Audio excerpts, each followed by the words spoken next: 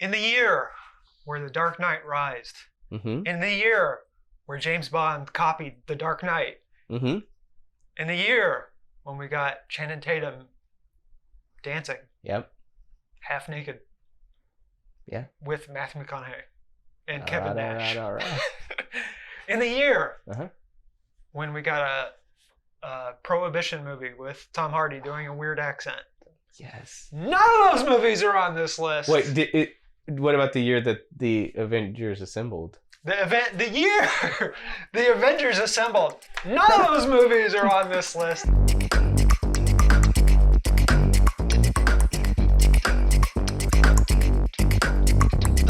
I thinking about it, looking back, I'm like, gosh, 2012, banger of a year. Crazy year. Isn't talked about enough, because I think, you know what? I think the Dark Knight Rises and the Avengers and like the Amazing Spider, or what, whatever, because I think that was on there too. It's like all those movies just take over, and everyone forgets about the good movies. Solid movies there were. Yeah, because Dark Knight Rises was kind of a disappointment. Yeah, a lot of people still like it, but it was not. It didn't hold up. You know what? If it's the worst Nolan movie, we're okay. It's pretty good. But we got a top 10 of 2012. Zach is gone. He is a busy man. He's busy. I don't know why he's so busy, but he is for a reason. Anyways, there's a few movies on here that we know Zach definitely want to talk about. Yeah. So JD's going to step in and he's going to be Zach. Okay. I don't know if you can handle it, but I'll try. Okay. You're gonna have to let me know which ones are which. You'll figure it out. Let's get to the real list. Number 10, we have Wes Anderson's Moonrise Kingdom. Probably one of the most accessible. It is also like it is like just like Fantastic Mr. Fox. It's like PG, so you can get more kids into it. You get more people. While it is very much his style, and he got parodied a lot in the 10s. Yeah. This one feels the most like a childhood movie. Yeah. Same with Fantastic Mr. Fox. It's like, you really, if you'd gone to camp, which I never did, but I felt that feeling. Yeah. Of just like, oh, so this is what camp's like. Or just young love. Yeah. Same with Addams Family Values. Yeah. It felt very much in the same vein. It's just like the kids are the stars, and the stars are just here playing second fiddle to the kids. Yeah. And so it was really fun. And Bruce Willis, it's one of his last, this and Looper, which came out this year as well, probably his last two great acting performances. Yeah, so for sure. It's just good. Just solid. We didn't make my list, but it definitely made high on your list, is Killing Them Softly. Oh. Which was directed by the guy who did Assassination. But also did the Marilyn Monroe movie. Which we won't talk about. Very bad. But Killing Them Softly, Brad Pitt, Richard Jenkins. Yeah. Couple other people. I mean, Ray Liotta. Yeah. Ray Liotta. Gandolfini's last, like one, not his last movie, but like this is that year of like that, and then Enough Said. Yeah. It's just really good. It's just a great kind of crime mobstery feeling movie, but also very talky. Imagine like Goodfellas in The Town mixed in with like just long monologues about crime. Scoot McNairy. This is kind of like the beginning of like my love of Scoot McNairy and trying to figure out why he's not in everything. And like, it's one of those movies that you don't get the point until the very end. Like it's like Brad Pitt has this big monologue with Richard Jenkins at the end, and kind of like the last line of the movie is the total like, that's what it's about. You're like, I just remember seeing this movie and being like, this is really good, and like the last little bit just like, this is incredible. So everyone's really slimy and like awful in this movie. It's just really good. Just go check it out if you haven't seen it. Stay on the political spectrum. Okay. We got number 8, Lincoln. Okay, hang on. Which, if you've seen our best of Spielberg, Zach thinks this is the best Spielberg movie ever. Actually, he doesn't think that. He thinks Raiders is. But he very much talked a lot about Lincoln. Yeah. And so now I'm going to pitch to JD Zach for his talk about Lincoln. Okay, here we go. Oh, Lincoln! It's so good. It's you've got Daniel Day-Lewis, you've got Joseph Gordon-Levitt, you got Tommy Lee Jones, you got Sally Ride. No, that's not. Sorry, you have Sally Fields. It's realistic. It's just gripping. It's just a solid movie, great movie. A good war movie that's not a war movie. Well, yeah. And I will, I'm out of Zach now. Oh, okay. This is JD. Scene. It's a good Lincoln, but also I do remember at the time, like when the trailer came out, everyone's like, "Wait, that's the voice we're going with?" But it's historically accurate, which is funny. It's just like no, but I do remember there's the when they ratify the the amendment. And it is a very, like, what's going to happen, but Spielberg is great at, like, tension, even in those moments where you're like, I know exactly what's about to happen, but it's still nerve-wracking. Yeah. So. And it's like, if you're older and you don't read about Lincoln all the time, you could probably watch this and be like, oh, that's what I remember learning in elementary school. And I think, too, it does a good job not, like... it doesn't glorify it. Doesn't glorify Yeah, I'm trying to think of the word that, like, it doesn't put him on, like, this, like, look at this incredible guy. It really is just like, this is a piece of his legacy in his life, and the dude sometimes wasn't the greatest. Yeah. Wasn't the greatest dad, wasn't the greatest husband. I would say all presidents have faults, regardless of whether you like them or not. Yeah, this could have easily been, look how cool Lincoln is, like... Now, I've not seen this movie. Okay. Does he wrestle in it? Lincoln? Yeah. I mean, wrestles with a lot of doubt, a lot of... There's mortality, some would say. He only ever lost one match, or was undefeated, or something like that. True. So I'm just saying, if we ever get another Lincoln movie, it should be about his wrestling. Listen, here's the thing. That would be really cool. And his vampire slaying. Yeah. Well, we already got that. But it is one of those, like, annoying things at the end where he's like, I think I'd like a night at the theater. And you don't see him walk away. You don't have to end. But shout out to all the senior citizens who were just packed in the showing. They loved it. Did Zach say he saw this movie like 3 to 5 times? Yeah. He was one of the old people. Insane. I'm looking at this list and I'm seeing a lot of talkie movies. Yeah. Number 7 is Argo, which is directed by Ben Affleck. I can't remember if he wrote it or not, or co-wrote it. I think he co-wrote it. Because it's the guy who ends up going into, like, the Snyderverse. Chris Terrio is so this won all the awards that year, and it's just crazy. The movie is basically a bunch of people trying to go save some hostages. Yeah. But the scariest part of the movie is them getting onto a plane. Yeah. And it's the most tense scene you probably will ever see, and it's just them standing in a line. Yeah, it's really...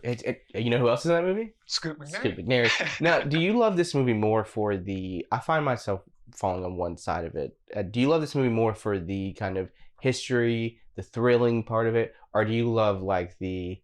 Man, this is kind of a fun Hollywood story, too, because I really love that, like, you have the guy that John Goodman plays who did all the Planet of the Apes makeup, who is assisting them. You have Alan Arkin's character. They got to put it in the trades in all this fake movie. Yeah. And I just love that, and I love, like, the other stuff too. But, like, that's the part that kind of, like, I'm like, oh, yeah. Well, I know they changed part of the story. Yeah. So most of it is fictional because I think they, instead of Canadians, it's Americans and stuff like that. So that part I like Ben Affleck as a director. Yeah. And the way he directs the movie, it's not all the way great for me, but it's like, especially the plane, getting on the plane, getting over there, all that stuff is amazing. Yeah. And the way he shoots it and just makes it interesting. And yes, the Hollywood stuff is like, I mean, John Goodman and Alan Arkin are just two of our finest actors. Gave us one of the greatest lines of the last 11 years. But Argo is just from front to back a great movie to watch. Yeah. Like, you could turn it on at any point and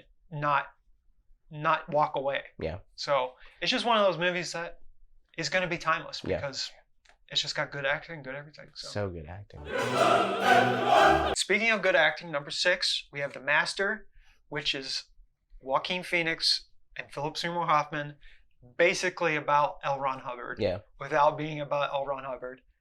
It's a PTA movie, which I'm a fan of. I mean, this might be better than Boogie Nights. You think there are a lot of people who think that this is his best? Yes, there is an argument for it. The cinematography is beautiful. Yes. The editing is great, but there's these long scenes with Philip Seymour Hoffman and Joaquin Phoenix where they're basically doing, like, the Scientology test, like the prototype of it.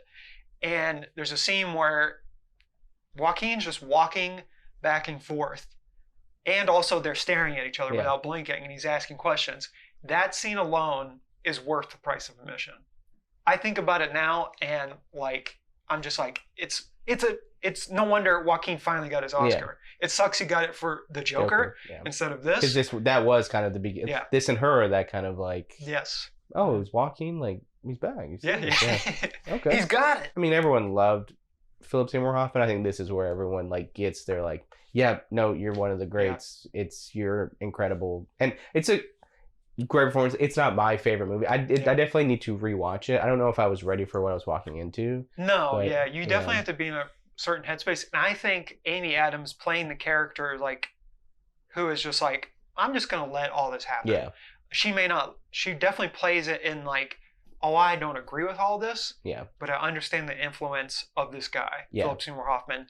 Character, and just like because they're married too, and she plays a great like I don't like Joaquin's character, but I understand why something like this. It's just a really good movie. It's definitely like if you like the indie type of movie, this is it. This is like the apex of that. Now to go from indie masterpiece to number 5, underrated sci-fi gem that everyone on Reddit, every dude bro on the movie subreddit will not shut up about, and we're not going to shut up about it either because it's one of the greatest action movies of all time. I'm of course talking about Dredd, the 2012 remake with Carl Urban and Olivia Thirlby and Lena Headey. Lena Headey. With perhaps one of the greatest soundtracks of all time. And written by Alex Garland. Yes. Is it directed by Garland? No, it's just written by Garland before he kind of takes off. But yeah, this movie, and it's like supposed to be really close to the the comics. Like he doesn't take his mask off or helmet off. It's the same thing. It's the same thing. A cowl. It is. I mean, I think I can't remember which came first, but like it is pretty much the Raid. Yes. But like an American. But it's also pretty much Die Hard too. But it's also Die Hard, and it's just like Dredd and this rookie trying to get up and like all the way to the top of this building. It's a very simple premise, and but there's just a lot of cool things in it. There's a lot of cool fights. There's a lot of cool weapons. There's a lot of cool like slow motion effects because there's a drug. Is it called slow mo? Yeah. Carl Urban like maybe now is getting like his like finally you know, but like at this moment like he is so good. He nails the voice. Like to be able to give a performance like from just here down. Just good. Just so good. And if you think of the original one with Sylvester Stallone, you understand why Sylvester was cast, because in Demolition Man, he's very much just playing Dredd before he gets frozen. But they have Rob Schneider in it. There's a robot. It's just terrible. And this is just fun and great and holds true to the comics. Yeah. And there's just cool things you've never seen before. Yeah. You know, like the high rises, or you can't fathom until they're in it to be like, oh my gosh, that is massive. Yeah. Like it's really cool. We got number 4, a documentary, The Act of Killing, which is directed by Joshua Oppenheimer. I don't think he's related. But I didn't. When do you look it up? I didn't really fact check it. But anyways, it's about in an Asian country. I can't remember what right now. Basically, a genocide happened, and he goes like 20 or 25 years later, films a documentary of the victims, but then he finds someone who actually was one of the murderers and like interviews him, and it's just a really a good glimpse into like some people have no remorse of doing these things. Yeah. They think they're doing it for the good of their country, but this guy that he's interviewing also has like this panic attack, and is the craziest thing you'll ever see in any documentary ever, because while he's saying he doesn't regret doing these killings, his body just like reacts, and he's like his body just is repulsed by this idea, and it's just one of the craziest documentaries you ever see, because usually you can't get someone to admit to stuff like that. And then he does a sequel, The Silence, I can't remember the name, poster. I'll put the poster up. And it's basically another interviewing more of the murderers, and none of them regret it. And you just think like, I don't know if it was a racial cleansing type of genocide or just a genocide in general, but it's just horrific, and the fact that none of them regret it is crazy. But the way it's shot and directed, and it shows a lot of the culture of the country too, and I'm just like, it's so good, and it's got the Werner Herzog seal of approval. So that's how you know it's a good documentary. There you go. Number 3, we've got Jeff Nichols' Mud. Yep. Which is part of the reconnaissance. I would say maybe close to the beginning of the reconnaissance. Well, Magic Mike, Mud, and True Detective. And the Killer Joe, I think. The Killer Joe, yes. Yeah. Those 4 things are the start of the reconnaissance. Yeah. This movie, we talk a lot about Jeff Nichols just because he's from around here. He's got a new movie coming out at this time. If you're watching the future, I'm sorry, it's already out. But The Bike Riders. The Bike Riders, yes. No, but this is, I think, really like this was his beginning of, hey, I'm doing more mainstream stuff. I mean, when you get someone like Shannon's huge, but when you get someone like McConaughey, when you get someone like Reese Witherspoon, and Sam Shepard, it's like that really just locks you into like it puts more spotlight on your movie. It was also shot here in Arkansas, so like we also talk about it to death. And it was a huge deal when it came out here. Oh, it was It's like I've driven by that Piggly Wiggly like several times. Like every time I go to Louisiana, it's like people know like it's a big deal around here. So we really love it. I think it's just a fun.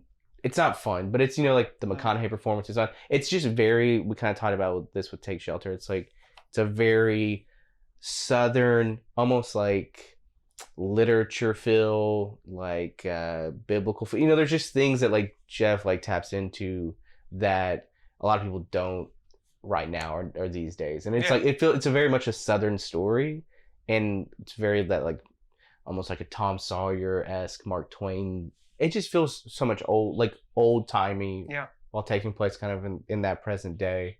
And I mean, aside from McConaughey and Reese Witherspoon and Sam Shepard, you have Ty Sheridan, his first or second one of role, his first at least, like, who is great. The kid who plays Neckbone is just fun.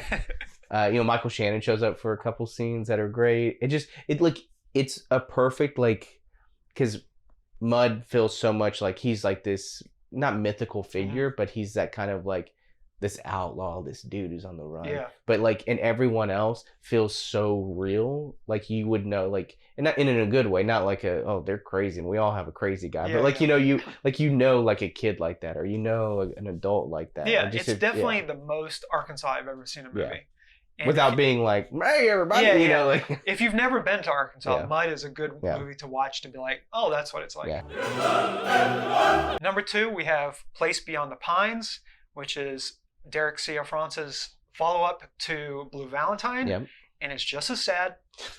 Ryan Gosling is just as emo, but in a different way. Maybe even more emo. But on this movie, he met his future wife, Eva Mendes. Basically, it's a story that takes place in 3 parts, different time periods, and the all connection is basically the father figures. And it's just, oh my God.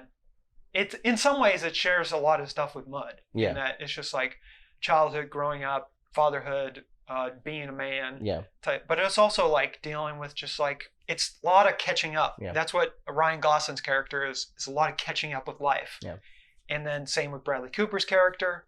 And then even with, well, I don't want to spoil it, but the kid in the 3rd part is also catching up. So it's a lot of that. A lot of good performances, interesting performances. I think this really is I would say this right here is Bradley Cooper kind of really becoming who I think he is today. He's such a slime ball in this movie too. He's so slimy, but also he's such a at this point he's like the Hangover guy, and then he shows up in this. You're like, gosh, this is awesome. It's just a really good movie. It's one I've always I keep wanting to go back to, but I haven't gotten the chance to. But it's really good. And there's some cool bike stuff. Really cool bike stuff. So it's like the opening of the movie. Basically. It's really neat. And he hasn't done a movie.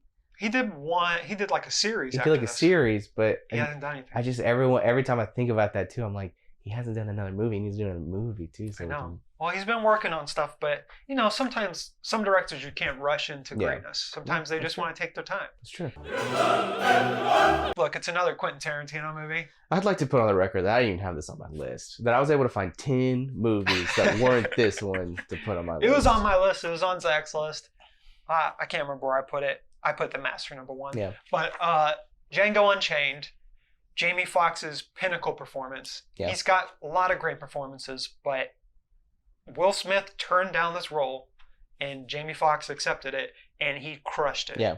And I think Will Smith would have crushed it too. Yeah, but like in a different. I feel like it wouldn't have been as mean. No, it would have been more fun. Yeah, but like Jamie gives like a fun but like really kind of biting performance. But you also have Samuel L. Jackson just playing. Oh my God! In the old age makeup. A lot of this list has a lot of slimy characters. Yeah. Samuel L. Jackson's slimy dude. Oh, and Leonardo DiCaprio, Christoph Waltz. Calvin Candy. Oh, Calvin Candy. What a great name. Yeah, Christoph is great. Kerry Washington. I was trying to remember her name. But yeah, just the cast is... Don Johnson. Oh my God, I forgot. But you got Walter Goggins in there too. Wally Goggs. And it's just... The acting in this, Quentin is great at writing, but the acting in this, I think, is perhaps some of his best that he's directed. Yeah. Which is hard to say because Pulp Fiction is almost perfect. It's all, and to me, like a lot of it's all great. Like this is really his, like his. There's all the comparisons like Kill Bill and a couple where it's like a spaghetti western, and then he's like, hey, you know what? I'm just gonna make a spaghetti western. Weirdly, like the biggest movie he's ever done. Yeah, it does. Like because it feels like it is just shot in these open areas and these big houses. And it feels like his only blockbuster. It's true. And then it's like it comes out on Christmas and people loved it. Yeah, a lot of people came out to see it. Just really good movie. If you got any favorites we missed, tell us about them or don't. I don't know. I think Your Next was on my list. Gosh, I had a pretty solid What list. year did 2012 come out? And no, it didn't come out 2012. 2012 came out, I think, the year before in 2011. Yeah. Because they'd be like, what if it really does happen? And then what if it doesn't? And then we're the idiots who released 2012 and 2013 and nothing happened. You know? Well, maybe the world did end. Maybe we are in a simulation. Maybe, I guess. Yeah, could be. Let us know if you know. We're now on the conspiracy side. If you know if we're currently in a simulation, just leave a comment. Yeah. Thank you.